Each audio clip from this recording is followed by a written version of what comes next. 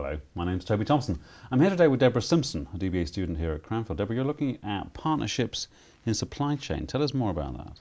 Well, it's a very broad subject, partnerships in supply chain, and after much searching around, I've decided more to focus on power in partnerships and how that is perceived and used, and how that could be used better to improve performance. I guess power is always in relationships. Power is a bad thing, I'm assuming. How are you looking at power there?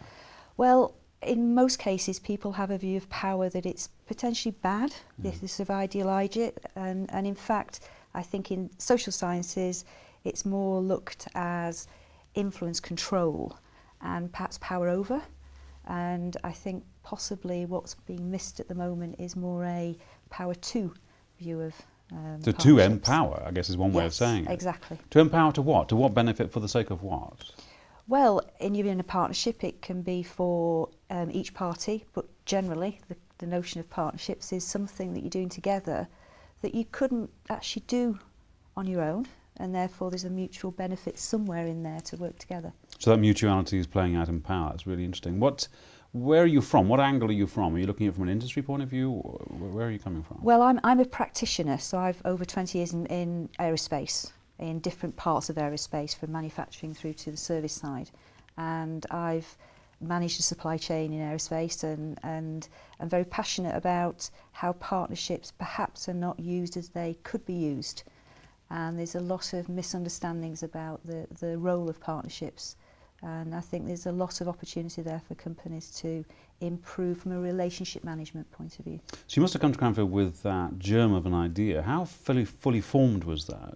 Is it a conclusion you've already made and you just want to make sure it's true, or do you got a bit of an intuition around it? Well, my experience says there is a lot to be improved in partnerships, but I think when you come and start to decide to do research, one thing you learn relatively quickly is that you need to be very focused and narrow down on something very specific from an academic point of view, otherwise you're managing an elephant.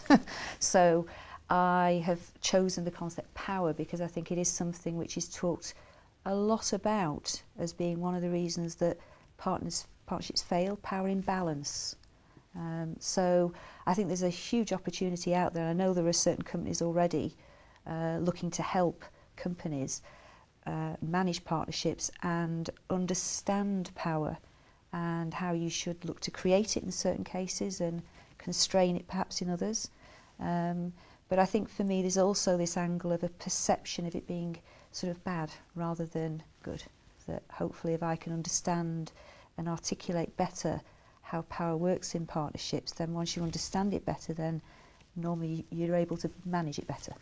So tell us about then the process of supervision. You're with Richard Barding by the sound of it. Yes. How is that for you? How is that process for you? Is that abrasive? Is that clarifying? Is it supportive? Just explain a bit more about that.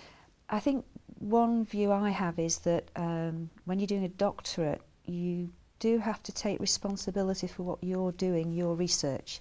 So you're not being taught to do everything. You have to explore a lot. And I think the reality of having a supervisor is somebody who is close to the field, but they tell you you'll become more expert than they after a short period of time. Is that quite scary? Because you'd think that they would know. They're a professor, surely they would know everything about it. I think you sort of think that before you arrive, but then when you realise how much knowledge is out there, then you start to accept that no one person can master all that knowledge and keep abreast of it. So whilst Richard, in my case, fortunately, has got a breadth, certainly from a supervisory point of view, that you are embarking on a process, and more I think doctorates over the years have become more rigorous about meeting certain process requirements. So regardless of the subject, you do get good guidance as to whether you're trying to attack too much, too little, it's not got enough substance to it, it doesn't fit into the body of knowledge. All the process side you will get the full support on.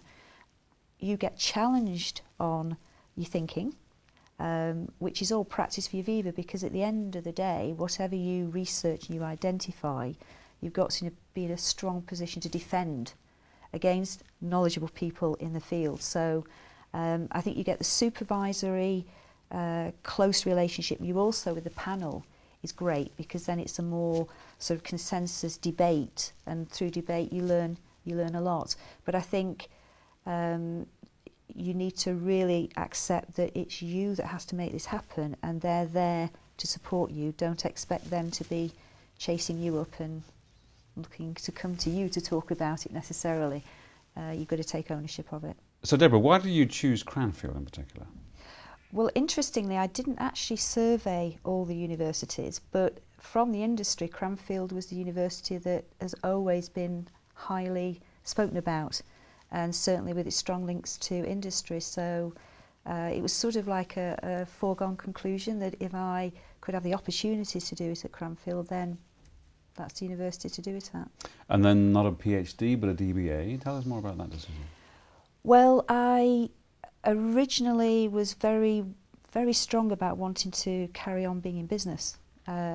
So really to do a DBA, it's more designed and structured such that if you are working in industry, as the MBA is quite often now, sort of it's as rigorous, it's as challenging, but it's very much complementary to continuing to work rather than take so many years off to do research. So a degree of relevance to that. A degree of relevance, practice. and I think also I'm more aware now that certainly, I think Cranfield anyway is looking to satisfy practitioners' needs. So they're very looking for the practitioner contribution. Specifically in the DBA, it's the perhaps slightly stronger bias towards it. So it's not knowledge for knowledge's sake, it's got a very clear purpose. I was going to say that, not knowledge. So in 5 years' time, you could see yourself applying this information still, not stuffed away in a book or a journal article. Oh, absolutely. Even though that the core of what you do is potentially quite academic sort of packaged, the reality is that knowledge is going to be very powerful in industry. Utilisable. And that's really what it's all about. Something you can use subsequently. Yeah. Deborah, thank you very much indeed for your time.